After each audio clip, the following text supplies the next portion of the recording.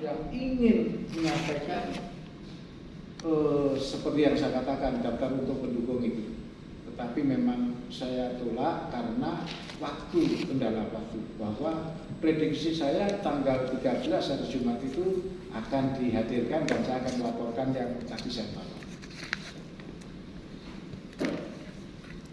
Konkretnya, untuk yang bintang 4 itu, seperti Laksamana Marskalato Jenderal Yasno Sudarto, Agus Dadi Sasongko, Slamet Subianto, Ijo Edi, dan Imam Sufah, itu yang Jenderal Pak.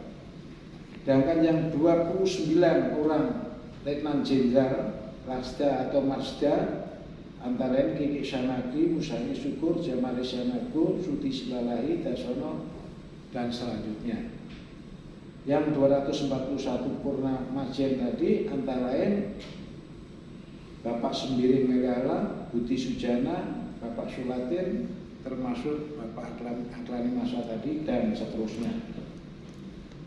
Dan yang untuk pamen tidak kami sebut karena sudah terinci dalam situ. Jadi sekali lagi kami laporkan kepada Yang Mulia, saya tidak ingin dukungan itu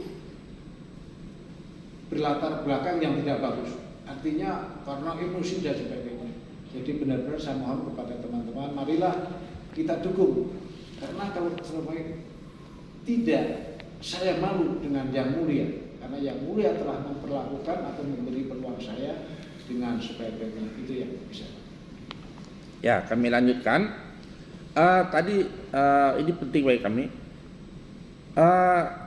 Tugas terakhir ataupun jabatan terakhir saksi sebelum pensiun apa? Bisa diterangkan dalam persidangan? Waktu masih aktif? Iyalah, terakhir sebelum waktu masih tentara. Saya sebagai Direktur Pendidikan dan Pengajaran di Sesko TNI, Yang Mulia, di militer itu jenjang pendidikan mulai Tamtama, Bintara, Perwira.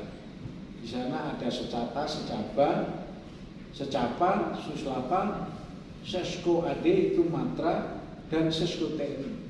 Jadi Sesko TNI adalah lembaga pendidikan tertinggi di TNI. Sebenarnya 11-12 kalau kita dengar Lemhanas, bedanya itu pada siswanya. Kalau Lemhanas ada sipil, kalau Sesko TNI murni tentara, meskipun ada tamu dari asing. Nah, jadi dalam kesempatan itu saya sebagai direktur yang tahu persis memasak bagaimana ajaran yang cocok untuk sebagai profesinya tingkatan Sesko TNI. Jadi sekali lagi bahwa jabatan di situ adalah lembaga pendidikan tertinggi di TNI. Ya, berkaitan dengan jabatan terakhir dan pengalaman sebagai Tentara Nasional TNI Angkatan Darat, berkaitan juga dengan perkara yang saksi hadir dalam persidangan hari ini dan sudah melihat di TV atau di mana itu kan Kapolri, entah Panglima, entah siapa sudah memamerkan senjata ini di media, dan jadi artinya sudah menjadi pengetahuan masyarakat. Sekarang ada di hadapan saksi. Di antara 4 senjata ini, apakah sesuai dengan pengetahuan saksi yang dilihat juga di media, apakah itu senjata buatan luar negeri? Kalau buatan luar negeri yang mana? Kalau lokal yang mana? Bisa menyatakan di depan majelis hakim? Terima kasih. Begini, seperti saya katakan tadi bahwa saya menitik karir di militer itu mulai pengetahuan Tamtama, Bintara, Perwira sampai perwira tinggi. Jadi di sana kalau kita tarik dari atas ada pelajaran strategi, taktik, teknis, operasional. Nah, yang semacam ini namanya teknis. Secara kebetulan saya pernah dapat kesempatan sebagai pelatih menembak mahir.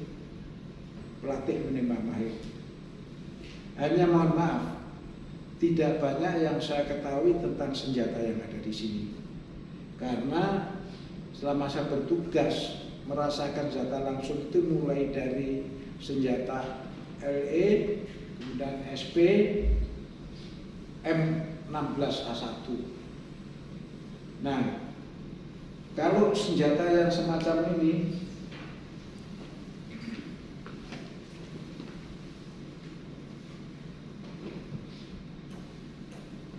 saya tidak yakin apakah ini asli secara utuh dibuat oleh salah satu pabrik. Bahkan saya khawatir ini semacam rakitan.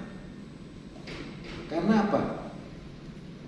Dari segi namanya popor ya, kemudian ini itu nampak tidak menyatu, tidak satu kualitas.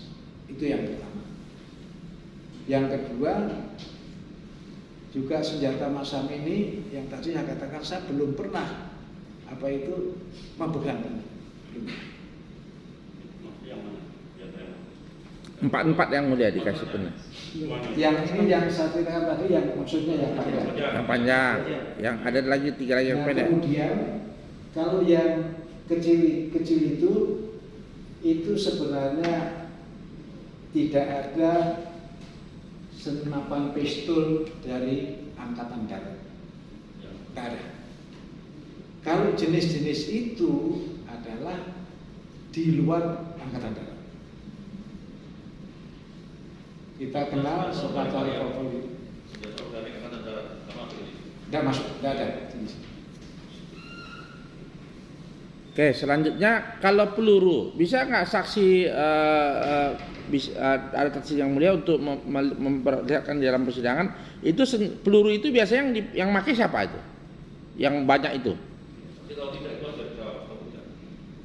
IJ boleh memegang.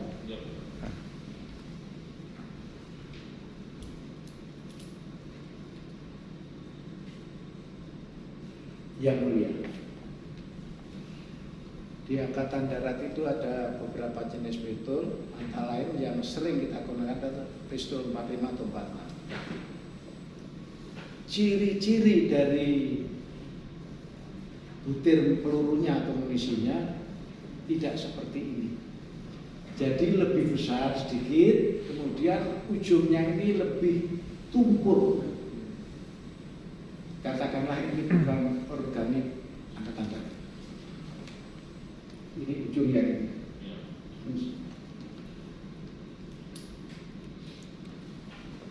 Ya, jadi berkaitan dengan peluru maupun senjata yang ada di hadapan saksi, jadi saksi bisa menyatakan bahwa ini bukan dipergunakan di angkatan darat.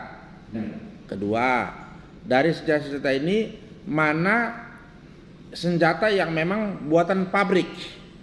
Ada atau tidak? Di antara keempat itu ada tidak yang bisa dipegang lah sama saksi, mana yang pabrik, mana yang tidak? Boleh dipegang. Silakan, atas izin yang mulia.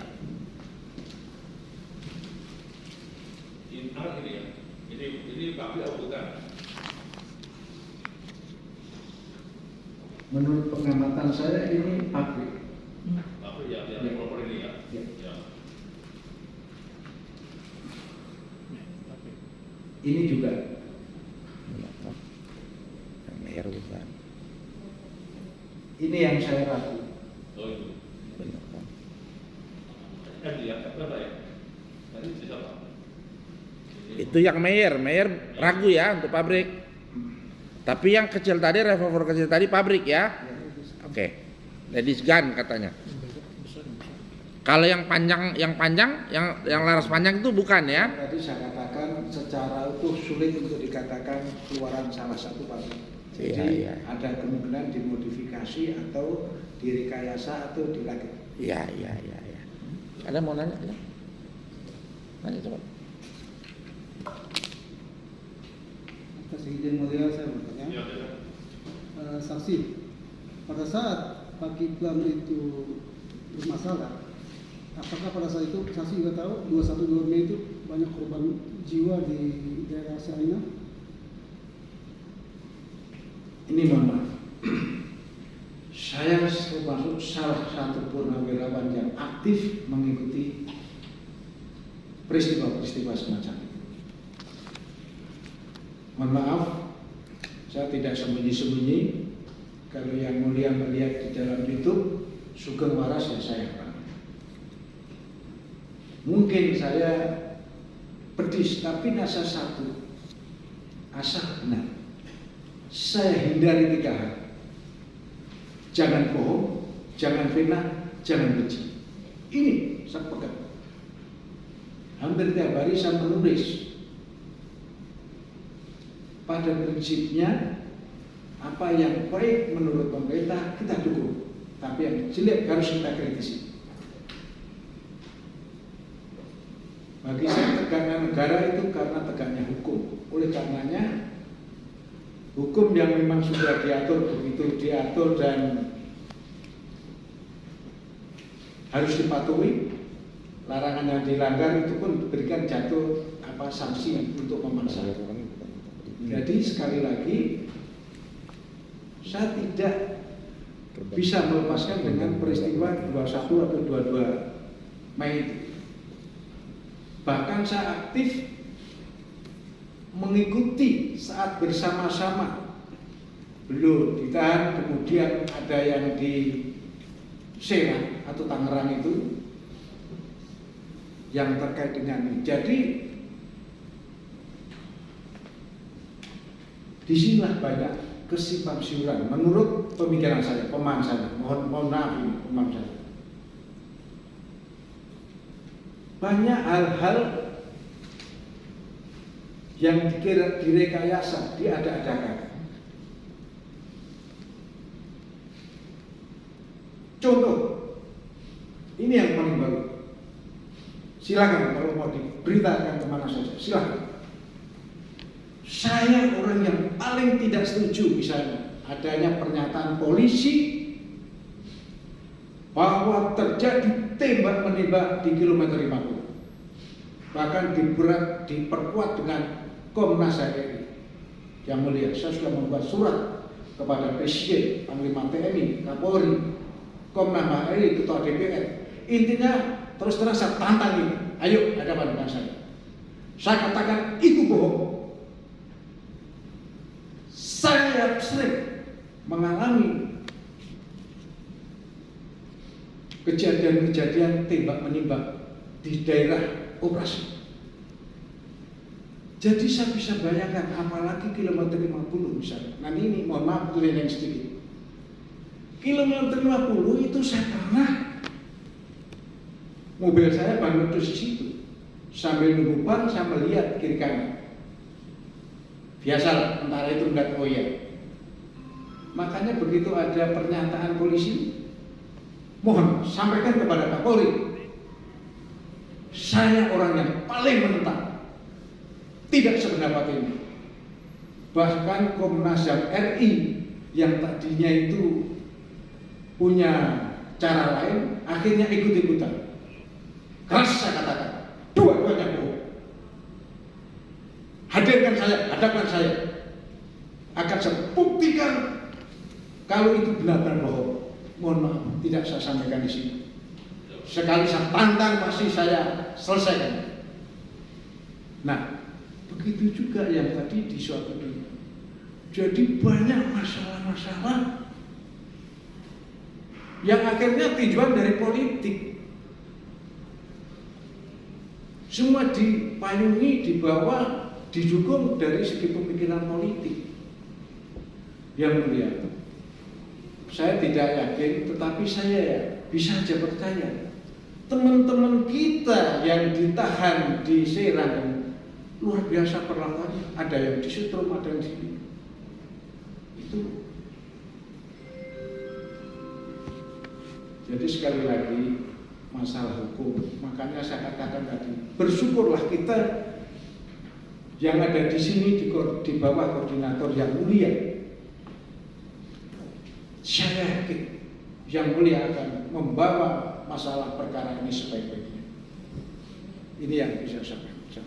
Berarti saksi yakin bahwa pada saat itu orang meninggal 212 bukan hoax, lalu banyak nanti orang dalam konteks menjaga KPPS dan sebagainya. Itu kan berita besar. Apakah tidak mungkin berita lagi yang untuk meniban sehingga ada padanannya dengan menuduh seorang Majen Purnawirawan Kiflan Zain sebagai orang yang awalnya kan di masalah di kamar, artinya keamanan negara. Apakah tidak mungkin kemungkinan itu terjadi? Artinya untuk mengimbangi isu matinya orang sehingga perlu ada padanan berita yang lebih besar itu. Dari apa yang saya rasakan, saya lihat dan saya dengar, sangat mungkin, ya, sangat mungkin bahwa itu terjadi tidak semestinya. Artinya kalau itu sudah saya buka, orang baik pun bisa dikatakan jelek, itu wajar, namanya dunia. Tetapi kejelekan itu berangkat dari 5 perkara, karena benci, karena iri, karena fitnah, pasti mulainya dari situ. Jadi perkara sana kemudian dikait-kaitkan dengan taruhlah seperti apa yang diceritakan bahwa akhirnya Bang Kliwon membunuh, ini sangat sulit diterima, sangat sulit diterima. Sekali lagi saya ulangi, mohon kesempatan ini disampaikan. Jadi kejadian menembak atau itu yang di Kilometer 50 bohong itu, bohong. Meskipun ini tidak kontennya, tapi saya katakan tolong titik biar didengar seluruh rakyat Indonesia. Kapolri atau siapapun kalau mau menghadirkan saya mesti terbongkar itu semua. Tidak bisa tidak. Terima kasih. Cukup yang mulia. Saudara saksi ya, saudara kenal dengan terdakwa ini sudah berapa lama? Kami sejak jadi taruh. Jadi beliau 2 tahun senior saya. Beliau masuk, kalau saya kan 70 ya, jadi beliau masuknya 68. Ya sejak itu kenal. Itu pun kenal hubungan antara junior senior. Kemudian karena saudara tadi sering aktif di kegiatan-kegiatan masyarakat, misalnya diantaranya 212 gitu ya. Apakah saudara juga tergabung di pendukungnya Prabowo waktu itu? Jelas. Karena apa? Saya melihat Prabowo adalah seorang purnawirawan. Saya masih yakin bahwa purnawirawan itu punya jiwa nasionalisme yang tinggi. Terhadap tempo hari adanya Pilpres, kemudian sempat beredar berita bahwa terjadi adanya kecurangan di dalam Bitcoin. Apakah saudara sempat komunikasi dengan terdakwa ini adanya kecurangan Pilpres tersebut dengan Bitcoin itu?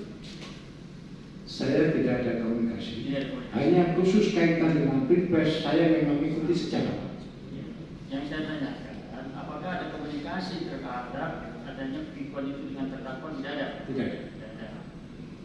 Terus kemudian saudara kan mantan purnawirawan ya, purnawirawan tentara. Nah, Apakah saudara maupun terdakwa ini di dalam dirinya melekat jiwa intelijen? tadi sudah disampaikan oleh senior saya. Ya, itu lain lagi. Ya, jadi jiwa intelijen Ya. melekat karena memang itu. Jadi disadari bahwa intelijen itu intinya bisa bahan, bisa keterangan, bisa tindakan juga. Makanya ada intelijen kontra itu. Jadi benar Pak, itu melekat. Apakah dalam setiap kegiatan ataupun suatu rencana terhadap keluarga perlu disampaikan apa adanya atau dirahasiakan? Melihat kepentingan.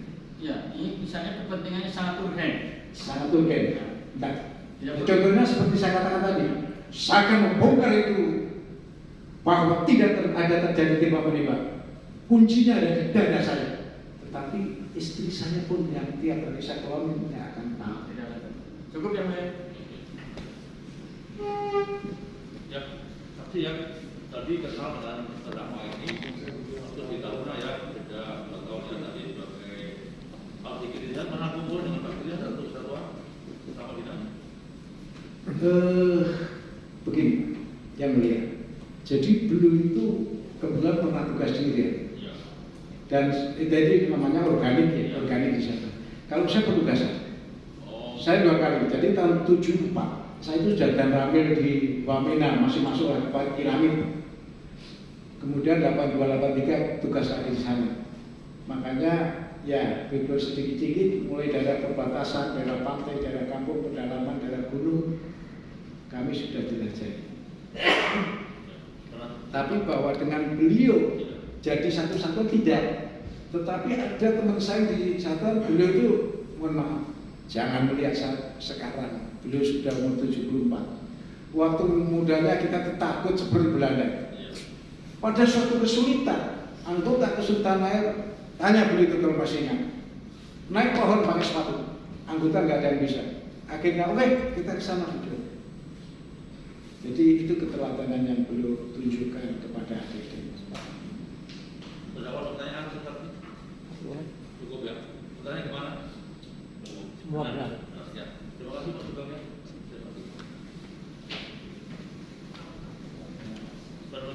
Penasihat hukum ada saksi lagi? Ada yang mulia? Ahli. Minggu depan kami masih menghadirkan fakta. Setelah itu baru kami ahli yang mulia. Ya. Terima kasih Pak. Ya. Terima kasih. Baik-baik nanti pagi ya Pak ya. Siap yang mulia. Tadi Ya. mohon maaf karena tadi ada vaksinasi karena harus setelah vaksin harus istirahat dulu. Ya, siap yang Jam mulia. satu ya. Ya. Dan orangnya apa? Dan saya tadi juga sidangnya. Baiklah, sidang akan ditunda sampai hari Jumat tanggal 23 ya. Kalau untuk Terima kasih yang mulia.